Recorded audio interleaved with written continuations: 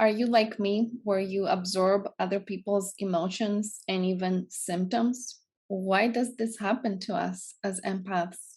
As empaths, we love to help, and often we find ourselves in helping professions, yet at the same time, we're absorbing everybody else's emotions and symptoms, and we end up feeling drained, exhausted, sick, overwhelmed, stressed out, moody, and yet we keep helping and keep absorbing. So, how do we find our wholeness in this? And how do we stop leaking this energy out? This is going to be an interesting conversation on hypervigilance, absorbing emotions, others being a mirror and an outward expression of an inward condition. And also, let's talk about self compassion. Lots going on. Let's get to it.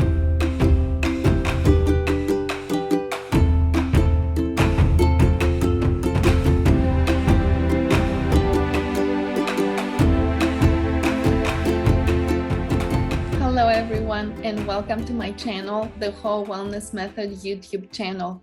I am so glad you're here. And if you're new to my channel, welcome. I'm Lida Sportel. I'm a licensed psychotherapist and a functional health coach. And in this video, I want to talk about empaths absorbing other people's emotions and symptoms and what to do about this. It's going to be a powerful conversation that I'm having with my dear friend and colleague, Gilli Henson, who's also a fellow empath. Let's do this. And before we get started, if you haven't subscribed to my YouTube channel, do so right now and hit the bell to get notified every time I post a new video. So let's get to it. Empaths do tend to startle easily, like we jump easily, right? It's like, oh, what's happened? Or did you say something like it's this sense of being again on hyper vigilance, hyper alert. We could tend to socially isolate. That could show up because again we feel like we don't know how to navigate other people's emotions, because one of the things that I really need to mention is that we absorb other people's stress, emotions, or symptoms. That's been something I was dealing with when I was health coaching and doing psychotherapy. I would absorb my clients' symptoms. And then I would go home feeling drained, feeling all the different things that my client was feeling, and it was not a good situation. So and empaths love to help. So it's just interesting where we tend to be in professions that we help others, whether we're coaches or therapists or healers or teachers or whatever it is, working at a shelter with animals.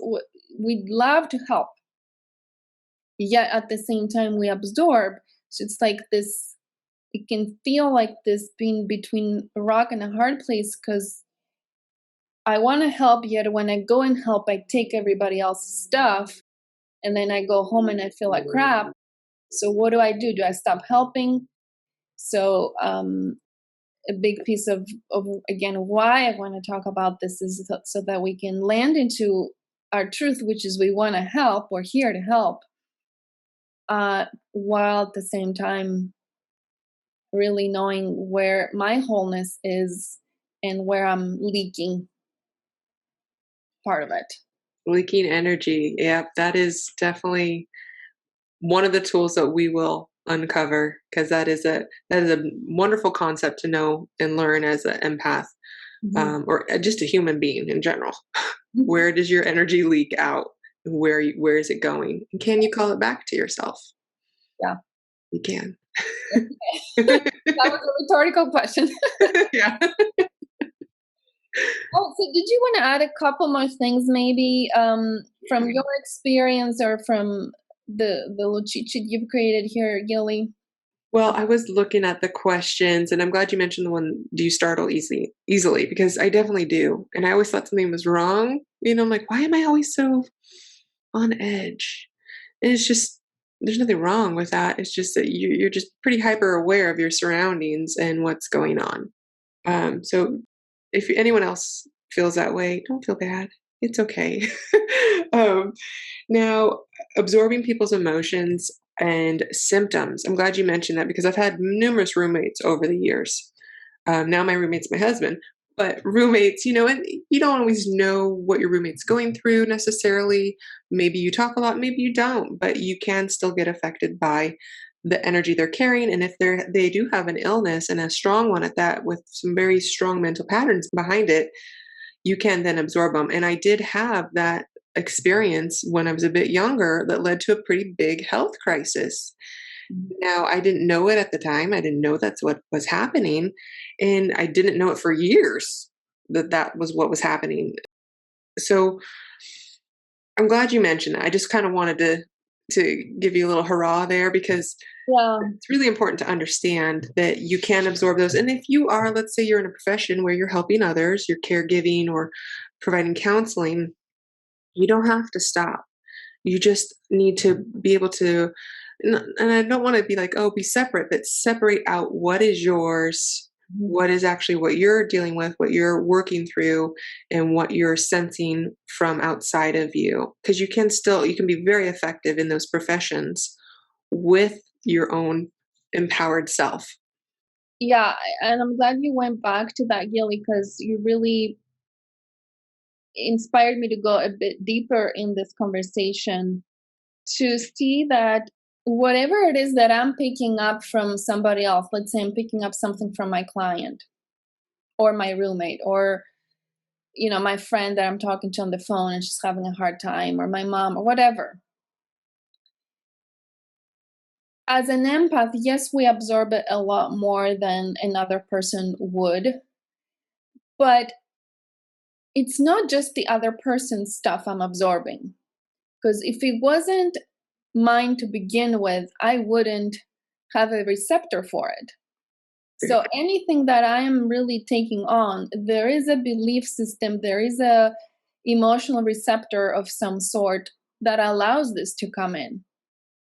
So yeah, I absorbed a lot from my parents growing up, and a lot of illnesses in the family came all here. But it's not, to me, it's not accurate to say that I absorbed it from them and it was their energy that just came and landed here, because I know that we are conscious, not conscious, but I know we choose everything that we experience in this life. Unconsciously, I was absorbing it, but on another level, I have consciously chosen all this. Right. So I have chosen to be in a body, in a nervous system that is so sensitive and that is going to absorb my families and the lineage of trauma and of illnesses and of all the traumatic things I've experienced, and that I will be in a body that has gone through cancer and all the different things. At the moment, it doesn't appear so. It doesn't appear that it's absorbed energy. It doesn't appear that I'm choosing any of this. I'm like completely at the whim of things. Mhm. But when we really look back and we look at the work of A Course in Miracles and the conversations that we're having in this group, we know that anything that I absorb on some level or another, it's also mine. It's just what happens is, by me seeing it in you, I now make it more real in me. So if I'm already anxious and then you're having a panic attack, right? I don't have to take on the panic attack, but the fact that I'm going to feel my anxiety even more is because I choose in that moment to do that. So I think for an empath is really that empowerment is to see that on an unconscious level, there's that choice that I'm going to give my power away to you and I'm going to feel your panic attack. I'm going to feel your misery. I'm going to feel how you're sad and your life is falling apart. Yeah. That you're really loud and stimulating and overwhelming me. I'm choosing to allow that to come and land into my receptors of either my misery, my own sense of my life falling apart, my own sense of anxiety, my own sense of loudness of my ego in me. that I see the ego in you. Perfect way of putting it, Lida. Because it was my ego at play. The person whom I was living with was purely an example, an outward expression of what I was feeling inwardly, and the thought processes I had been holding for all of my life. It just all came to a head, and she was the catalyst Yeah. for me to see it. Well, the illness was the catalyst, but she was the Mhm. I don't know what you would call that, but she helped push that forward for me so I could learn those lessons. But I had an option at that point. Do I see it as happening to me or for me? Yep. I chose for me.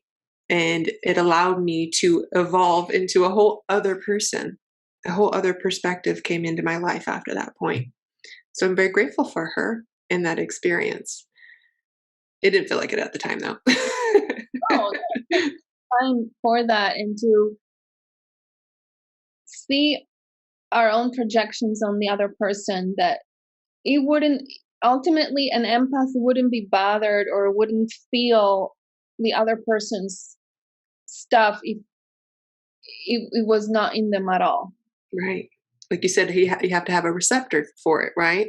So somewhere inside of you, you've built up maybe a slight belief in that, or a pattern of behavior that might be quiet, but it's there.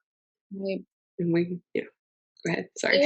No, I mean, I'm just thinking how deep we can go with this, because Yeah. I just hear people's questions being like, well, are you saying then, because empaths tend to have intimate relationships with narcissists. We see that dynamic a lot. So it's like the empath now is asking, well, are you saying I'm a narcissist then? Because I am with a narcissist, so is there a receptor for narcissism, or like what's narcissistic about me? So it's not always that clear cut of you having in you what the other person has, but maybe it's a version of, or aspect of what the other person is showing you that you are doing within yourself. Right. So the way that I see that is that if the other person is not compassionate with you, doesn't understand, like you were saying earlier, like the empath feels deeply, wants a deeper understanding, the other person is more surface, maybe they don't get the depth of why you're so sensitive.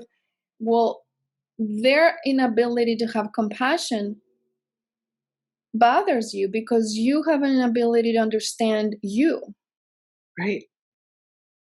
You Good can perspective. understand everybody else. You have compassion for everybody else. Your person doesn't have compassion for anybody else. That bothers you because you don't have compassion towards you. So, in that, even the whoever is outside of us is a mirror of something within us if we're willing to see it. And it's not necessarily that I don't have compassion for, or that it doesn't mean I'm narcissistic in any way, but maybe within myself there is an aspect here that I might need to do a little digging to find. And when I do find that, then I think the empath becomes really empowered because they know where that leak was. And then they can bring awareness to it. And then they can redirect that into their strength. I like that. I like that a lot. That's perfectly said. Self-compassion is a big part of it. And I feel like the narcissist conversation's a really big one, and it's kind of a hot button topic that we could totally explore for the next 2 hours. We should have a separate one on that. Agreed. Agreed. Was this good or was this good? Do you want more discussions like that? And do you want a whole community of us having these discussions where we can actually get together and talk about all these things? If you're saying yes right now, come and join our whole wellness membership community. You'll find all the information in the description below. I would love to see you there. Also, subscribe to my YouTube channel and hit the bells so that you can get notified every time I post a new video. And let me know in the comments How did you feel about this discussion today? I can't wait to see you next time. Leaving you in whole wellness. Bye-bye.